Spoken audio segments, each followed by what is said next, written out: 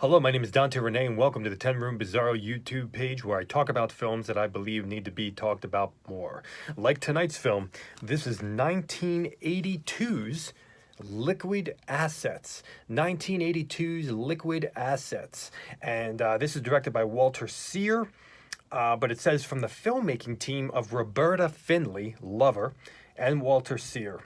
And we do have a cast involving Samantha Fox, from the golden age, not the British pop singer, Sharon Kane, Richard Bolza, Lisa B, very cool, never saw her before, Fred Lincoln, Last House on the Left, and let's not forget Ron Jeremy and Veronica Hart. Wow, she was amazing.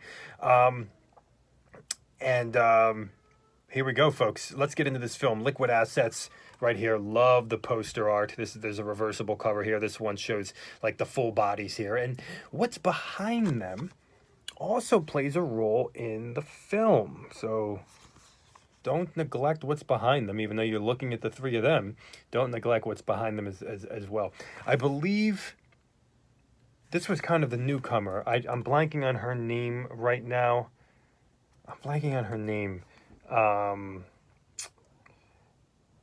And then this is Lisa B. And then this is Sharon Kane right here, I believe. So there you go, Liquid Assets. There you go. Sorry about the noises that you're hearing. It's from my neighbors. So let's get into Liquid Assets. I do have some notes here, so you're going to see my eyes divert. Let's get into it, folks. Liquid Assets.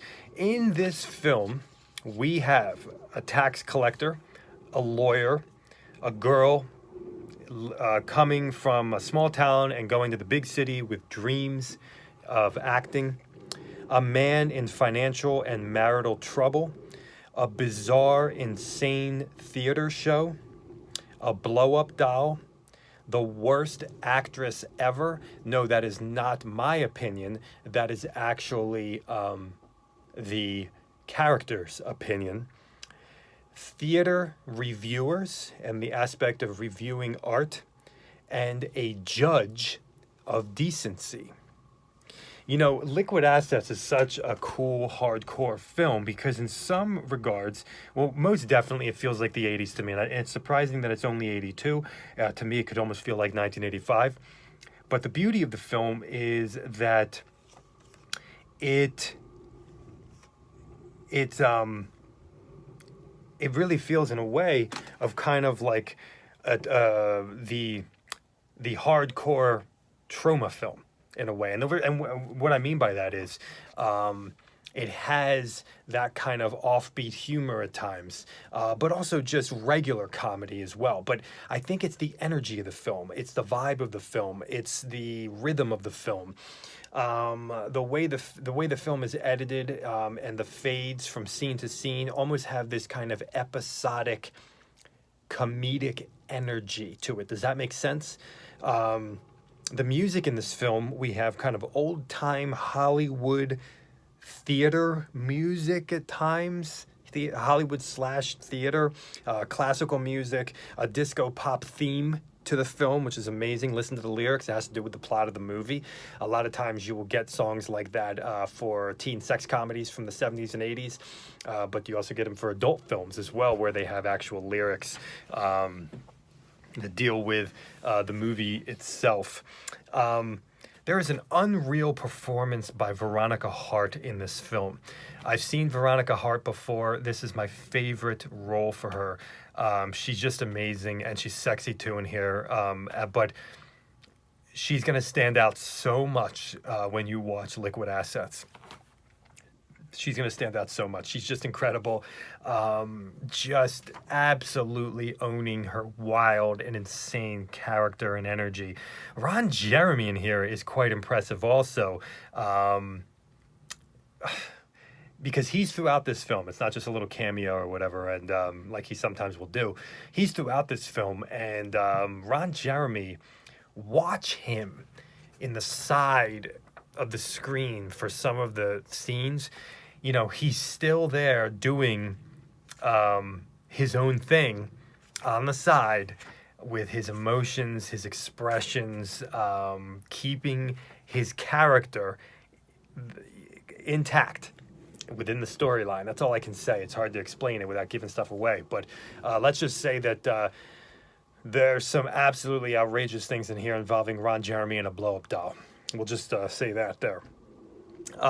We have some real crazy dirty talk in this film, predominantly from Bobby Astor, who has a very big role in this film. Really liked him in here. You recognize him from some Roger Watkins adult films, but he has a really great vibe in this movie. We have slapstick humor in this film, amazing comedic timed dialogue in this movie, where some things will, it's almost like it'll be like this slow burn where there'll be like this intelligent dialogue, kind of involving, you know, conversations of law and you know, theater and art and all these things, and then all of a sudden comes out one line at the end that'll make you just laugh hysterically. And so it's that kind of comedic rhythm and timing, even in the episodic vibe of the editing as well. If you love breasts, I'll say this again here, folks. If you love breasts, you are going to love Liquid Assets. It's a boob movie, without a doubt. Unbelievable. And you take a movie like Leslie Nielsen in Naked Gun series, and you think about that type of humor where maybe somebody, you know, forgot they had toilet paper hanging off the back of their pants after they, you know, took a poop in the bathroom. But then you take that type of humor and you move it into the world of hardcore, and you can do a lot more. But just so, you know, use your, you know, creativity, and you can do so much more, and that's what Liquid Assets really has. You're going to recognize some other big faces in here as well that I did not name. Somebody from Debbie Does Dallas, and from, I believe, Cannibal Holocaust as well. So Liquid Assets really has this fun, comedic, hardcore vibe. But the difference is that it's completely off the rails as well, with its energy. It's off the rails. And that is something, and it's a pretty complex storyline too. And there are some twists and turns that happen in the movie as well, involving relationships and prison. And so it makes for this really wild thing. We even get this the actual theater performance in, you know, kind of way below, off Broadway. And this movie takes place in New York City, by the way, and it's cold. It's not like a California X-rated movie. It's cold. You know, characters are dressed warm on the streets of New York and stuff. So it has that vibe, and but you get this bizarre theater performance. You get some really interesting themes of like, one of the very interesting themes is of obscenity laws and our Constitution and the movie that you're watching, and porn,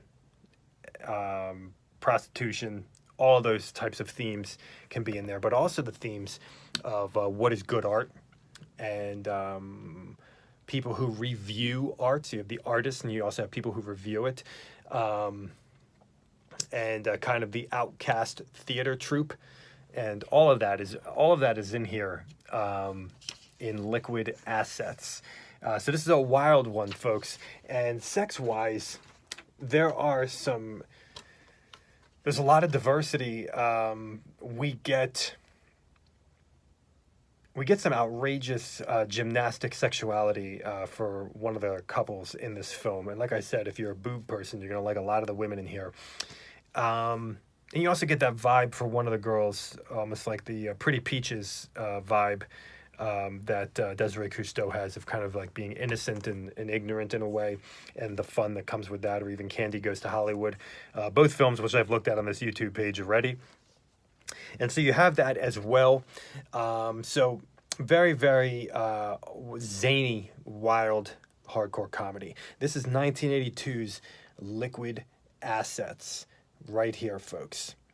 Here it is. And now that I think about it, I don't think there were any lesbian scenes in this film. I believe it was only male and female, one-on-one. I believe that's it. And if you like kind of the innocent girl with a guy who's kind of pushing himself on her, like in Pretty Peaches and stuff, you're gonna love this too. But so yeah, it's really mostly just man and woman as far as I can remember. So there you go, Liquid Assets. There you go, 1982. Thank you so much for watching the 10 Room Bizarro YouTube page, where I talk about films that I believe need to be talked about more, like Liquid Assets from 1982. Thank you so much, and please feel free to check out my own personal films at youtube.com/poopy diarrhea. That's POOPY diarrhea. You can subscribe there, see the movies I've already made and the movies that I'm still making. Thank you so much, and good night.